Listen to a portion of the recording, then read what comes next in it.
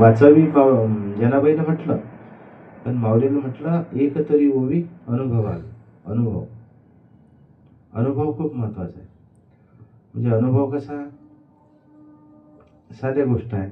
बरेच जण तुम्ही ऐकता की गुळ आहे, गुळ गोड आहे असं आपण वाचलं, पण गुळ घेतला, तो खाल्ला, जिभेवर ठेवला, मग त्याची गोडी चाखली की मग अनुभव येते, अरे हो गोड गोड आहे.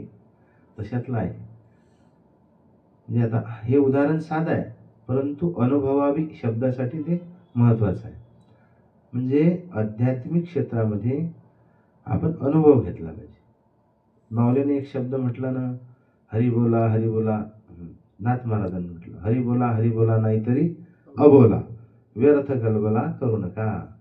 नको नको मान नको अभिमान, सोडे मी तुपन तोची सुखी. सुखी जे निव्हावे जग निभावावे. अज्ञान ज्याला मार्ग कळला तो भावभक्तीनंच कळतो, है की नाही? आणि ज्याला ज्याला कळला त्यानं अज्ञानी जीवाला मार्गाला लावायला पाहिजे, है की नाही? अज्ञानी जीवाला मार्गाला लावायचं म्हणजे काय,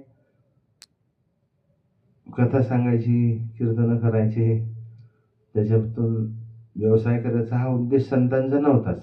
ॲक्च्युअलमध्ये संतांनी अज्ञानी जीवाला मार्गाला लावण्यासाठी हा संप्रदाय निर्माण केला, है की नाही?